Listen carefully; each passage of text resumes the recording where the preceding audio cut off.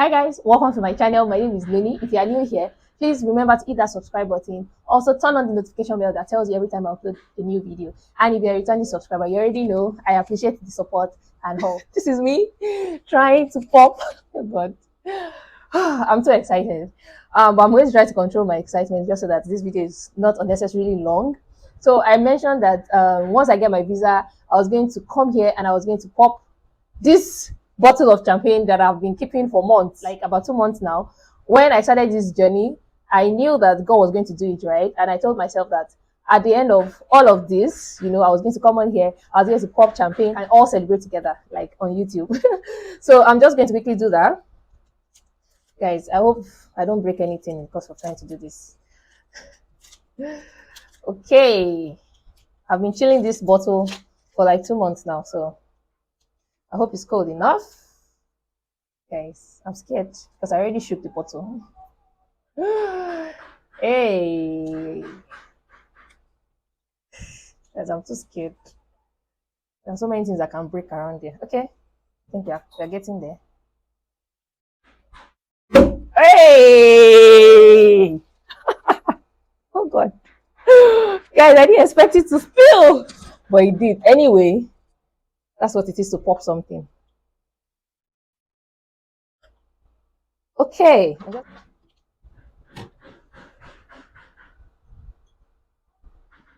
Yeah, so guys, cheers to this. Let me just show you briefly what we are cheering to. So if you're new here and you have not seen the other videos in this relocation series, I'm going to link everything down in the description box below just so that you can, get up to speed of why we are doing this. So this is my visa right here, and this is what we are celebrating.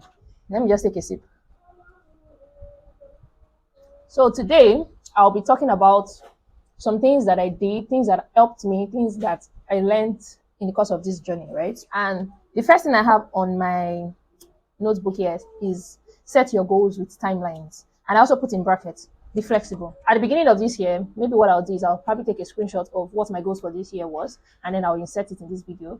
And one of the things on that list was relocation. And I put specific timelines of how I wanted it to be. Even though it was something that I was telling myself that I didn't want to do until next year.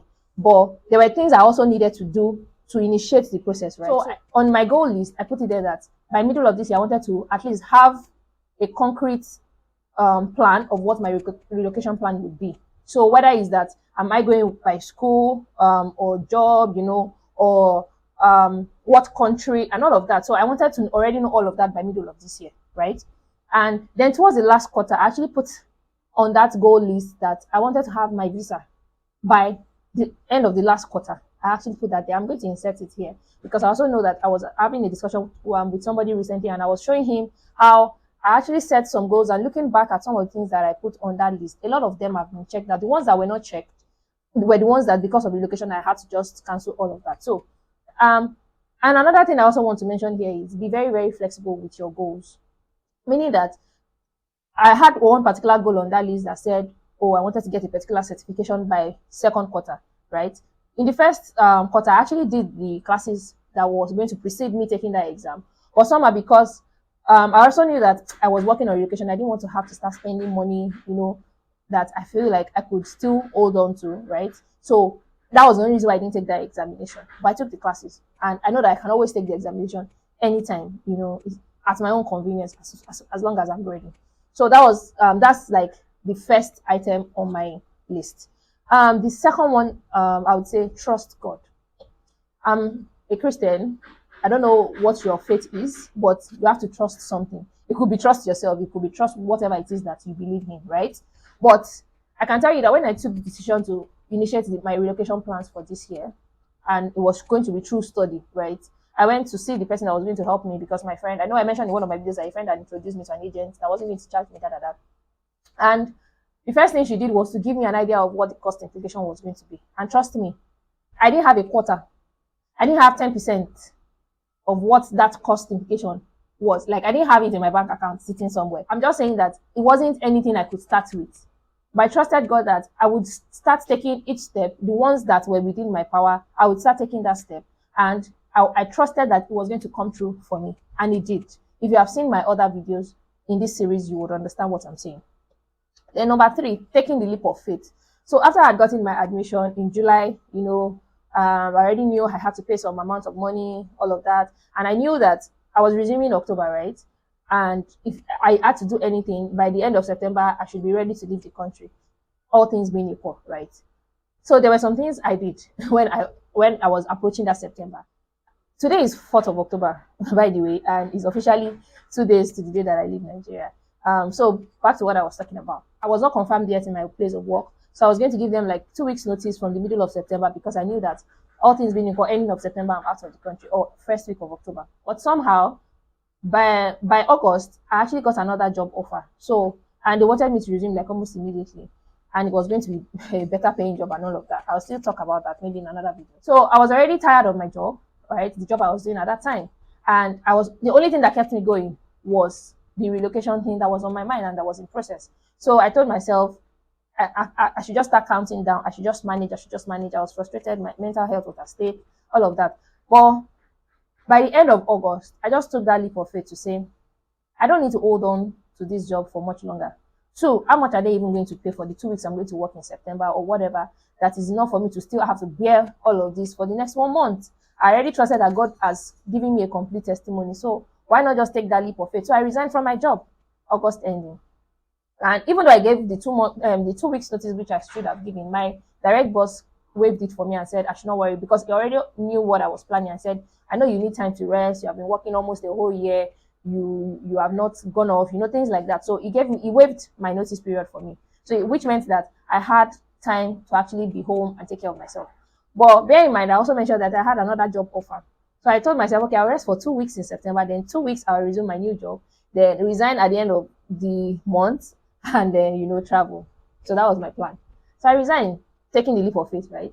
And then in that 2 weeks, I started planning to travel. Like I started shopping, buying things. As at this time, I had not even applied for visa. In fact, I had not even gotten my CAS from my school, which is what I will also need to apply for visa. But somehow, I knew it was going to happen. I knew they would give me my CAS once I met the conditions. I knew that I would apply for visa and I was going to get my visa, right? So I was already preparing because I also didn't want to feel overwhelmed when eventually I get my visa, which could be like 2 weeks to the day that I traveled and things like that. So I started preparing. I started buying things I knew I was going to need. I started decluttering my house of some of my things that I was not going to take to travel, taking the leap of faith. So I said I resigned. One, I started shopping for my travel. Two, the third thing I did was, guys, I booked my tickets. Now, after I got my CAS in the first week of September, I, went ahead to apply for my visa, and I had about a week between the day I applied and the day I was going to go for my biometrics. And because that was not like almost less than 3 weeks till the day that I'm supposed to leave the country, I started checking for flights because I also didn't want to have to book a flight 2 weeks, a week or 2 days before I travel and things like that. So I wanted to book something very affordable and I won't waste a lot of money. So I booked my ticket. I booked my ticket on the 12th of September, and I didn't do my biometrics until the 19th of September. So taking the leap of faith, it means that you're praying for something, you're believing God for something. But there are also things that you also need to do just to prove to God that you have trusted him and you know that he's going to do what he needs to do for you, right? Then another thing that I didn't even write here that I also want to mention is the fact that the new job that I said I got, I was supposed to resume mid-month, which was on the 15th. I actually resumed on the 15th. I went on the 15th, which was a Thursday, went on the 16th, which was a Friday. By Monday, the 19th, which was the day of my biometrics, I went there and I told them, guys, I actually want to travel. And I don't think it's fair for me to do this job for 2 weeks because I'm going to leave ending of this month or first week of next month, which was going to be October. So I would be declining the offer. And they tried to convince me to still do the 2 weeks. I'm like, no, the time that I'll be using to, connect with clients, start working on projects, and I might not actually be able to complete in that 2 weeks. Why not just take that time to get somebody else to do this job? And for me, at the point I let go of that job was the time I told myself that I'm not giving God a plan B, because the job should have been my plan B if things don't work the way I wanted them to work, right? But I want things to work. I've trusted God that things will work. So why am I holding on to a plan B, And I just let go, went for my biometrics that day, and I told myself that I will come back with a testimony, right? And I have my testimony. So guys, I don't like getting too serious. Anyway, number 4, something I discovered in the course of this journey, gift of men. Like, the people that I never expected to come through for me were people that came through for me in the course of this journey. Places that I never expected help to come from, favor to come from, favor came from those places. You know, like sometimes when you are being good to people, you think that, oh, those particular people that you are being good to will be the ones to be good to you when you need them to be good to you. But trust me, God has other plans. God can use anybody, people that you don't even expect. I talked about some of these things in my previous video, so you need to go and watch that to understand this. But gift of men for every stage, when I submitted my application, when I needed to buy my ticket, when I needed to even pay for my visa, things like that, accommodation, it's a lot, but I'm not going to go into so much details. But I learned that I had the gift of men in the course of this journey. Number 5, positive confessions. Guys, very important. Let me just take a sip of my champagne.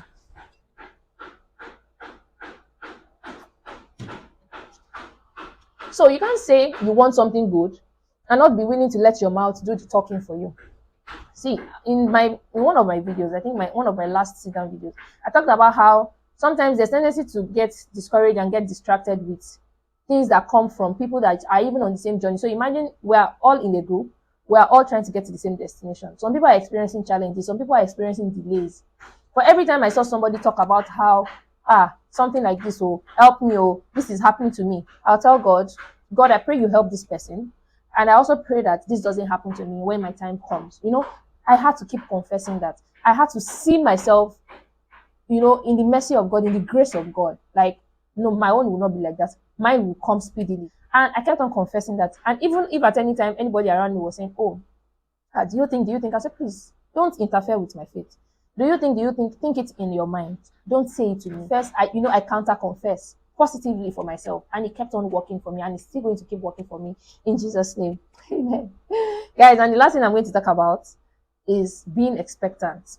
I've touched on this too in the course of this video. Being expectant just means that you've planned for something. Expect that thing will actually work the way you planned for it, especially if it is in line with God's will. I had a lot of ways that I knew that this was God's will for me. The way it came through for me, even in the ways that I did not expect. So I just kept on expecting that things will work out, and I did my part, knowing that if I do this, this will happen. So it's not just about you having faith or trusting God, or you still have to do the work. So you need to apply for visa. Do you have the money for your visa? Put timelines. So I had timelines for everything I wanted. Even when I applied for my visa, I had to pay for the one that comes in 5 days priority visa.